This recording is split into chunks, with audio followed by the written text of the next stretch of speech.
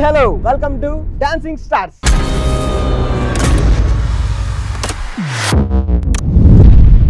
This show sponsored by Gautam neuro care, neuro and multi speciality hospitals.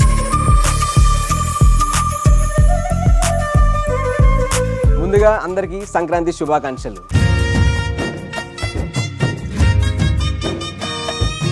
Dancing stars ఈ show గురించి ఒక్క మాటలో చెప్పాలంటే, తెలుగు ఇండస్ట్రీకి ఏ బ్యాక్గ్రౌండ్ లేకుండా బ్యాక్గ్రౌండ్ డాన్సర్స్ గా వచ్చి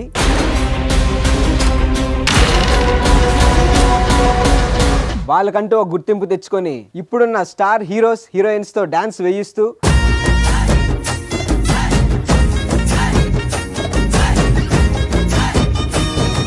డాన్సింగ్ లోనే స్టార్ కొరియోగ్రాఫర్స్ గా ఎదిగిన వాళ్ళందరినీ తీసుకొచ్చి వాళ్ళ సక్సెస్ఫుల్ లైఫ్ జర్నీని మనతో షేర్ చేసుకోవడమే ఈ డాన్సింగ్ స్టార్స్. సో ఈ రోజు మన డాన్సింగ్ స్టార్ ఎపిసోడ్ కి రాబోతున్న సెలబ్రిటీ ఎవరో తెలుసా? జ్యోతి లక్ష్మి టైటిల్ సాంగ్ తో మన చార్మి గారికి బోని కొట్టించి, మన బాలయ్య బాబు గారికి పైసా వసూలు సాంగ్ ఇచ్చి ఫ్యాన్స్ ని ఊపి తెప్పించి, అండ్ మన ఆల్ టైమ్ ఫేవరెట్ అయినటువంటి పవర్ స్టార్ పవన్ కళ్యాణ్ గారికి ఎన్నో హిట్ సాంగ్స్ ఇచ్చి లేడీ పవర్ స్టార్ గా పేరు తెచ్చుకున్న the one and only lady tiger Annie master.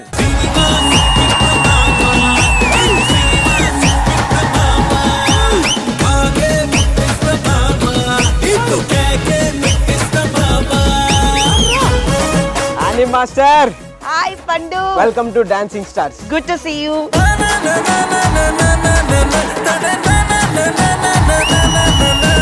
Hi ma'am, ఎలా ఉన్నారు? బాగున్నాను పండు. ఇప్పుడు నేను చేస్తున్న షోకి నేను హోస్ట్ ని, అండ్ నా షోకి మీరు వచ్చారు. ఇప్పుడు నన్ను హోస్ట్ అనుకొని భయపడకండి. నీకు చూస్తే నేను భయపడేలాగా ఉన్నాను. నన్ను చూస్తే ఏమనిపిస్తుంది మేడం? ఇప్పుడు ఈ షోకి వచ్చినా కూడా నీకోసమే వచ్చాను నేను.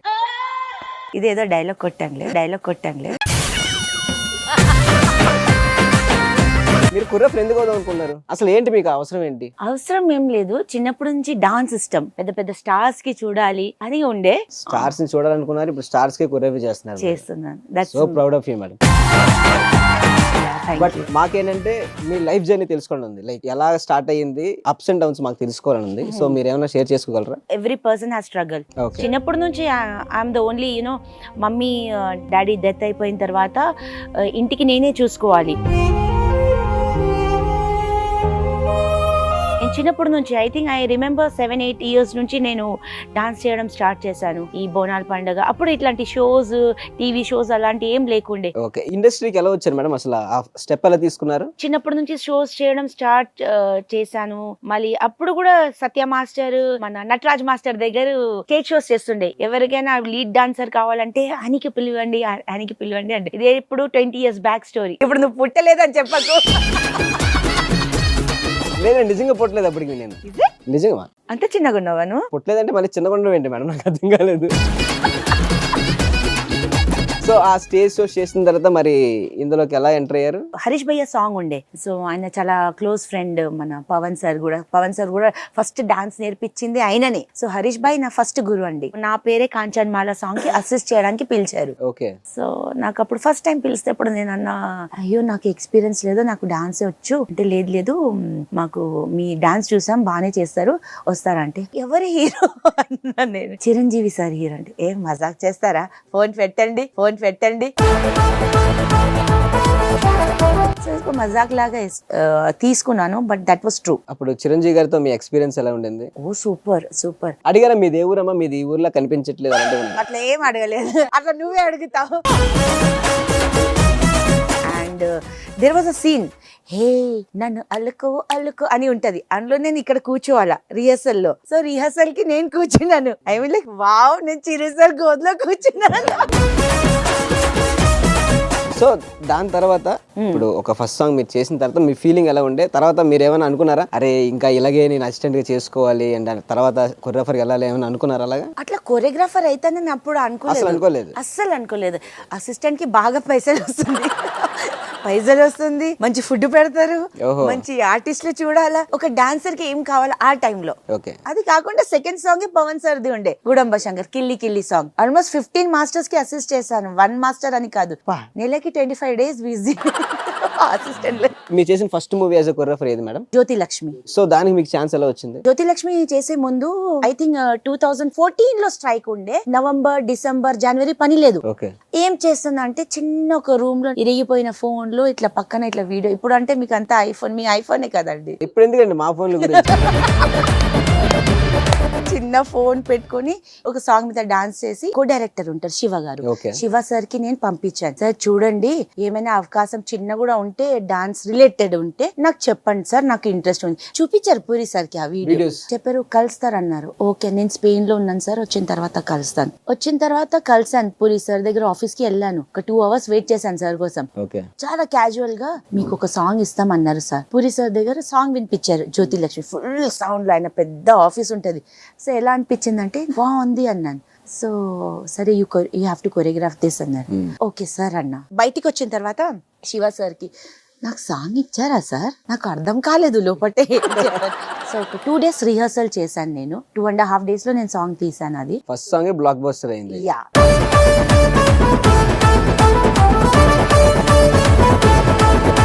సాంగ్ అయిపోయిన తర్వాత పూరి సార్ చాలా హ్యాపీ ఫీల్ అంటారు ఆబ్వియస్ గా.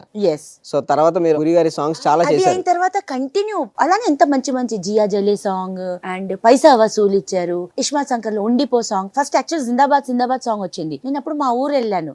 సో అరే ఈసారి మిస్ అయింది మూవీ సార్ది అనుకున్నా. సో నెక్స్ట్ మళ్ళీ పిలిపించి మాల్దీవ్స్ లో ఈ సాంగ్ ఉంది ఉండిపో.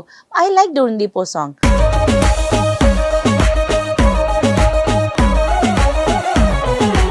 సో మీ అందరి ఫేవరెట్ అండ్ మా ఫేవరెట్ పవర్ స్టార్ గురించి అండ్ అలానే మహేష్ బాబు గారి గురించి మీరు ఏమైనా చెప్పాలనుకుంటే ఏం చెప్తారు? మహేష్ బాబు సార్ ఇప్పుడు రీసెంట్ సాంగ్ వచ్చింది కదా గుంటూరు కారం. మై గాడ్, ఆ సాంగ్ వచ్చిన తర్వాత నేను శేఖర్ మాస్టర్ కి ఒకటే చెప్పిన, నేను ఎవరికి చూస్తలేను, ఎంత మంది డాన్సర్ ఉంది. సారీ నమ్రత మ్యామ్ కూడా మెసేజ్ పెట్టాను, సార్ సారీ మ్యామ్ ఎంత మంది ఉన్నారు, ఓన్లీ కళ్ళు సార్ మీదనే ఉంది.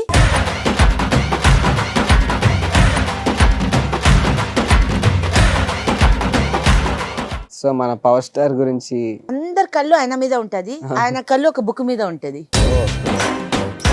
అజ్ఞాతవాసిలో ఆ సాంగ్ ఉంటది మధురా శ్రీ, అది ఒక క్లాసికల్ సాంగ్ ఉంటది. సో ఆల్మోస్ట్ ఒక 100 డాన్సర్స్ ఉంటారు, క్లాసికల్ డాన్సర్స్. 100 డాన్సర్స్ ఇలానే ఉన్నారు సార్ మీద. సార్ బుక్ పట్టుకొని ఇలానే ఉన్నారు. ఆ 100 డాన్సర్స్ ఎప్పుడు మార్క్ చేస్తారు సార్, ఎప్పుడు కళ్ళు ఇట్లా పైకి చేస్తారని.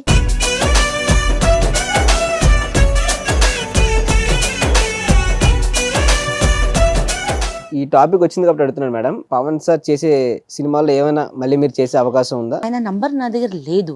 సో ఇప్పుడు ఏమైతుందంటే ఆయన దగ్గర పోయి కలవాలంటే they are so many boundaries people, అది అంతా దాటి. అండ్ నాకు ఎవరు బయట కనెక్షన్ లేదు. కొత్త మూవీ వస్తుంది కదా ఇప్పుడు, రిలీజ్ కాదు పవన్ సార్ది, దానికోసం నేను కలవడానికి వెళ్ళాను. ప్రొడక్షన్ మేనేజర్ నో టైం లేదు, బయట నో.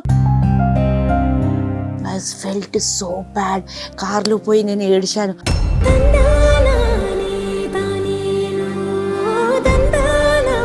అది గుర్తు చేసుకుంటే ఏడుపు వస్తుంది.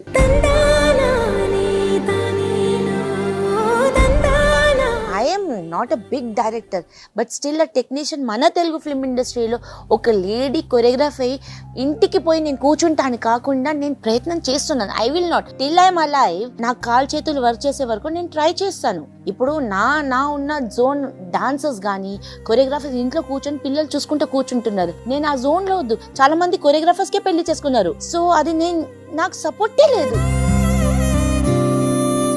ఇప్పుడు అందరు మాస్టర్స్ దగ్గర చేశాను.